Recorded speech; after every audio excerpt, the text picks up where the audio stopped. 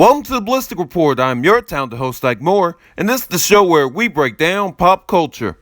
A quick thank you to everyone who watched my WrestleMania video, and don't worry, this is not going to be a wrestling channel. That's coming soon. I just wanted to give you guys a sample of what to expect. Until then, let's get started, shall we, on some pop culture news. This past Sunday was the MTV Movie Awards, and it was an okay show. Nothing too newsworthy happened. Obviously, the two hosts, Dwayne "The Rock" Johnson and Kevin Hart, were going to steal the show, and that's exactly what they did. They did crazy stuff throughout the entire show, and it gets me more excited about their movie coming out in June. Will Smith also received the Generation Award. That's a good look for him. I hope that makes up for the fact he didn't win an Oscar earlier this year. Speaking of Will Smith, he is a part of the DC Cinematic Universe, and that features the recent release of Batman vs. Superman. That's right, yours truly finally got a chance to see it, and this is going to be a little bit different. As opposed to giving you guys a regular review, because you guys probably already know people's opinions on this film, I'm going to give you stuff that I liked and stuff that I did not like. And yes, there will be spoilers, so if you have not seen this movie, please skip to the next story. And if you don't care about spoilers, feel free to stay.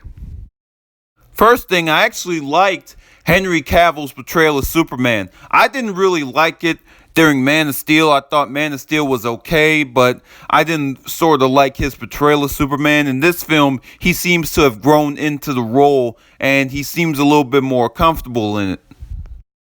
Ben Affleck's Batman, however, he steals the show. This is I don't know if I'll say if this is the best Batman we've ever seen, but he's definitely up there after this movie. This is a Batman that's seen some stuff. This is a Batman that's seen it all. And with all of the initial outrage that casting Ben Affleck got, he really delivered in this role. And that makes me even more excited for a Batman solo film, which I don't know why they haven't released the release date yet. I was not a fan, however, of the portrayal of Lex Luthor, played by Jesse Eisenberg. Matter of fact, he isn't even like Lex Luthor in this film. He's a lot more like the Riddler. Wrong movie, Jesse. Wrong character. I knew he was going to annoy me from the trailers, and you know what? He definitely delivered. Also, not a big fan of Lois Lane, played by Amy Adams. I'm sure Amy Adams is a nice lady and everything, but her character gets too much in the way in this movie. It's almost like she's a member of the Justice League now, as much as she's involved, breaking up the fight between Batman and Superman, her getting involved with some type of torch thing that has kryptonite on it near the end. It's like, come on, get out of the way. Let the real heroes fight. And then we have the death of Superman, which I still to this day don't know how I feel about it. Part of me respects Warner Brothers for going this route, the balls that they have, and the other part of me thinks this is only the second movie. Shouldn't they have waited until the Justice League or something to pull this off?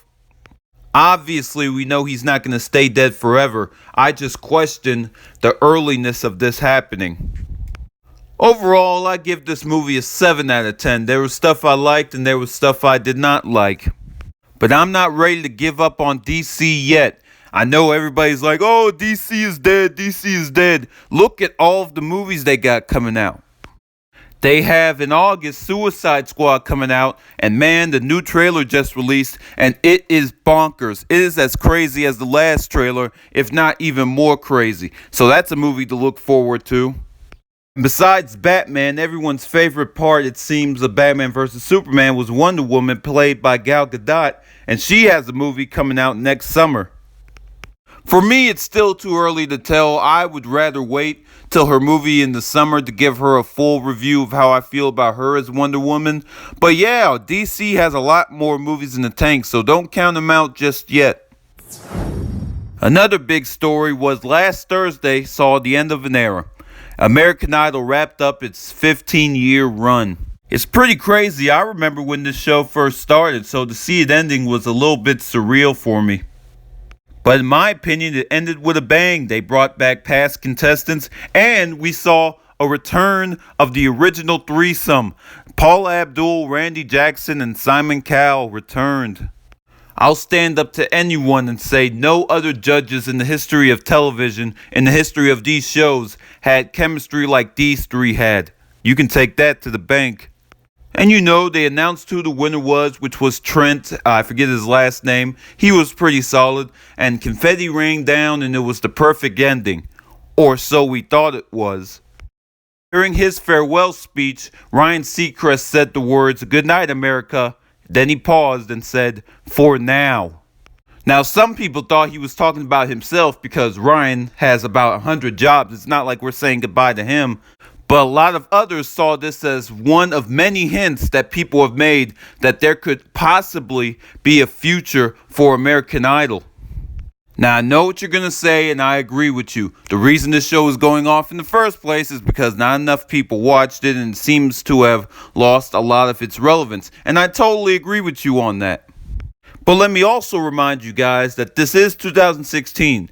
And for the past few years, we've seen a lot of things from the past come back, including Fuller House, which it still boggles my mind why we have a new version of Full House in 2016. I mean, if you like the show, more power to you. I hope you're having fun watching it on Netflix. But to me, it's crazy to think that Full House, the whitest show next to Friends, is back in 2016. So while I agree they should leave this show in its proper time period, I wouldn't be surprised if we see some type of return in the future. But there are conditions. There needs to be a complete reintroduction, a complete redo of this entire format. You gotta bring this show back 10 years from now, not anytime sooner because you'll look desperate. Wait about a decade to bring this show back. And get rid of the whole call to vote angle. Just have all of the voting for the contestants strictly online. Use Vine, Instagram, all the social media platforms for the votes to be counted. Enough of the whole, call 1-866-IDOL-0. Get rid of that. That format was in the old version. If you want a new version, have it completely be online. And lastly, if Ryan Seacrest doesn't want to host this show anymore, call me. It would be my honor to lead this American Idol franchise into the next generation. Obviously, it would have to be for the right price, but we could make some television history. As far as judges and everything, you guys can make that decision on your own. But to me, those are the main things that need to make this show different if it decides to come back. But until then, if ever, American Idol as we know it is gone, and congrats to them for 15 years of success. And that will do it for another edition of the Ballistic Report. I hope you guys enjoyed it. Remember, all of my social media outlets are in the description box below. Be sure to look out for my new wrestling channel coming soon. And if you like what you see and you're new here, click that subscribe button. Until next time, I've been your talented host, Ike Moore, reminding you it's okay to be ballistic as long as it's done responsibly.